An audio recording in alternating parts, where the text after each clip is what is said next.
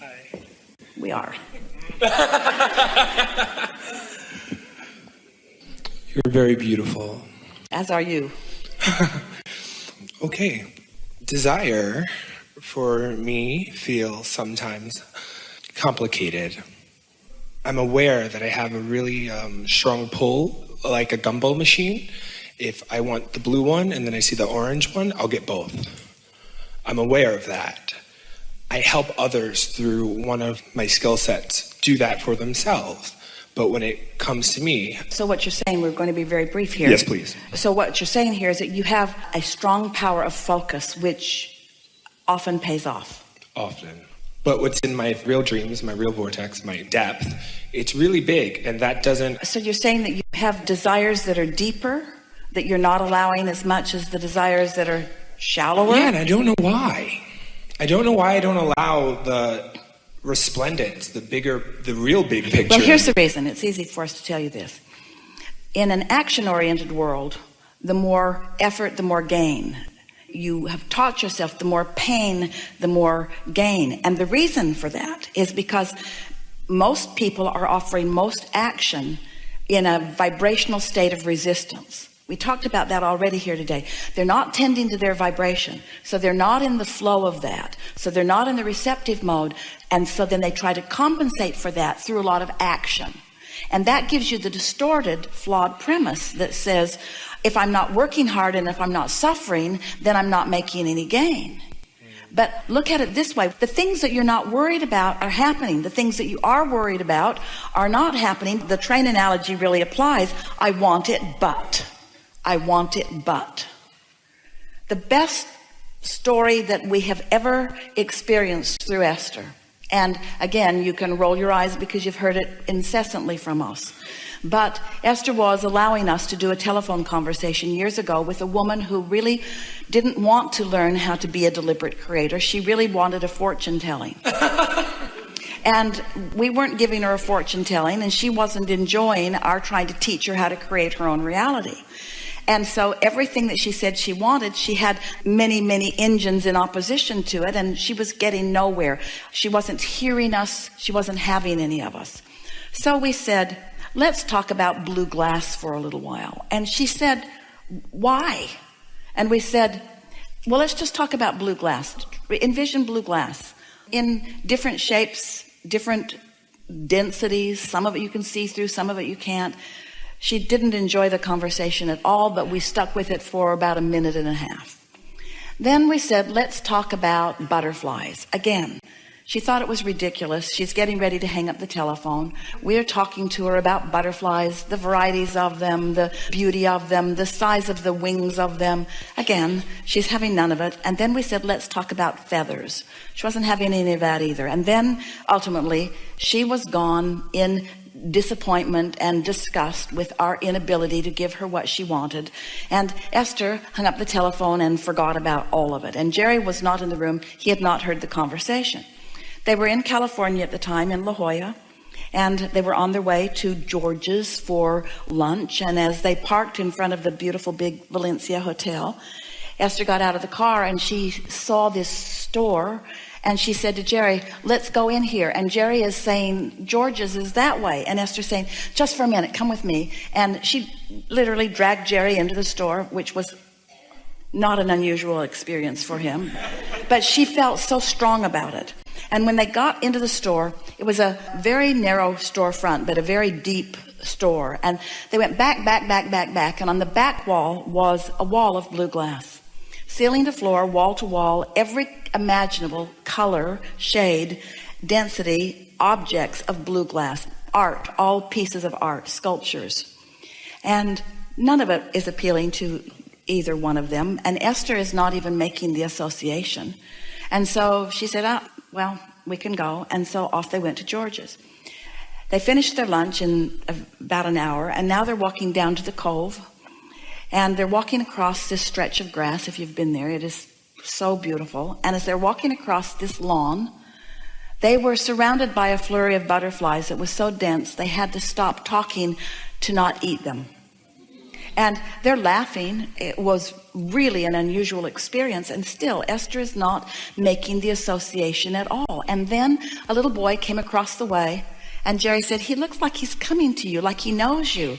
And Esther said, I know. And he came running up to Esther and handed her a feather. And then Esther remembered, oh my God, she said, Abraham was talking about blue glass and butterflies and feathers. And we say, when you have these subjects on your mind that hold no resistance whatsoever, the universe can yield them to you all at once in such dramatic fashion that you will feel the blessedness of your being. But when you have a subject that you have been focused upon hard and been working at hard, so that you have a desire and resistance that is equal, then even though the universe is yielding, the universe is giving you impulse, the universe is showing you right where things are, because this is always true. Your inner being knows exactly where you stand in relationship to everything you want, and is calling you along your path of least resistance to it.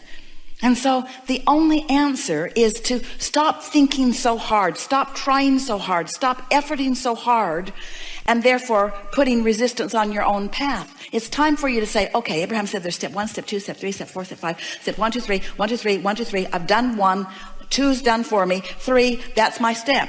That's my step. And step 3 does not include figuring out how it's going to come about.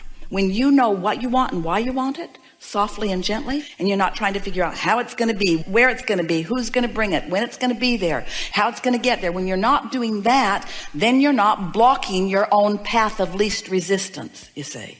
That's totally it. So what is it that would make any of you have a hard time letting go of these reins, letting go of the struggle? Why is it hard to let go of the struggle? Because you believe that the struggle helps. It doesn't. It never helps. But you say, Abraham, be sensible. If somebody wants to move that, then it's just going to take some people making the effort to move it. And we say, we don't want to talk about that mundane stuff of just moving stuff from place to place. We don't want to talk about regurgitating, just moving things around. You are creators. You are creators that are taking the environment that you live in and molding it into something that is even more. This is mastery of creation. This isn't regurgitation or just moving things around. And that kind of creation does not happen with effort. It happens with allowing.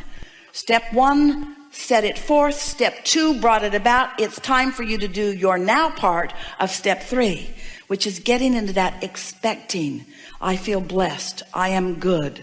I deserve this. It's my time. It's time for you to cash in your vibrational chips and experience the thrill of your thoughts evolving in your own mind, because it's that sweet spot that makes you want everything that you want. You've heard others say, and you've heard us say it too, it's the process, it's the process, it's the process. Well, it's the alignment, it's the alignment, it's the feeling of the energy, it's the flow, it's the creative flow. And when we talk to artists and musicians, when we talk to those of you who already see yourself in the creative arts, you get what we mean more than anybody else. Or a scientist that got an idea for a breakthrough, or an inventor that suddenly knew exactly what the world wanted or how to go about it. It's those thought breakthroughs that are the sweet spots of life. And once you get there, and here's the most important thing that we want to tell you. The work's already done, because sifting took a lot of time, and you've done it.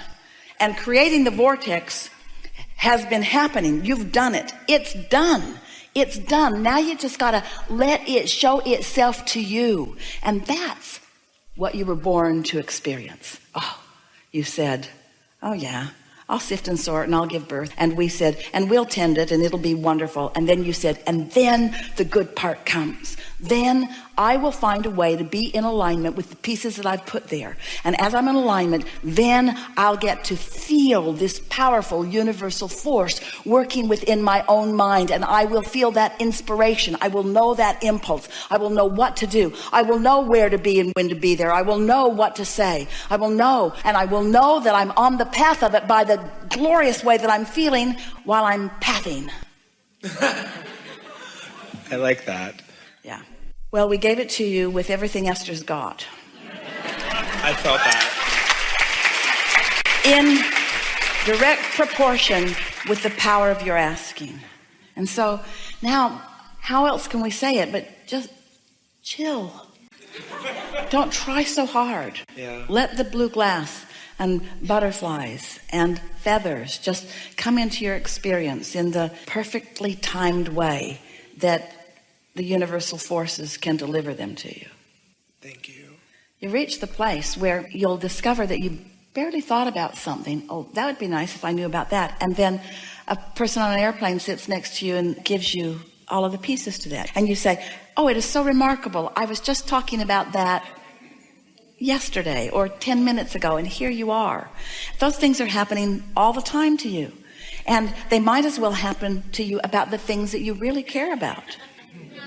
They might as well happen to you about the things that you are really passionate about, because they are the same. These universal forces, the law of attraction and your inner being, are not saying, oh, that's a harder one. We're going to have to gather a lot more cooperative components for that one. That's not what's going on. Where's your belief factor in relationship to your desire? That's the question. Where's your belief factor? And if you're not thinking about it, whatever your belief factor is, isn't in the way. Oh. Say that again. What's your belief factor in relationship to your desire? I want it, but I believe in opposition.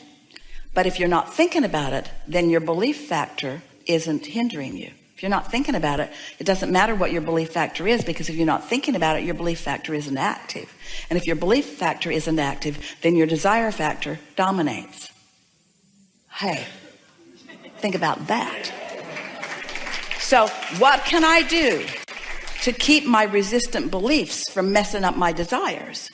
Distract yourself. Focus upon things that are easy to believe in. Focus upon things that are easy to know. Focus upon those who are easy to love. Focus upon the things that are easy to believe and easy to expect. Because you could have 100 things that you want and only one of them that you believe. And if you focus on the one that you believe, the other 99 have to come too. Or you could have 99 things that you do believe and one that you don't. And you could focus on the one that you don't believe, yet one that you're struggling, and you mess up the other 99. Because your valve is either open or it's not, depending on what you're giving your attention to right now. Helpful? Very.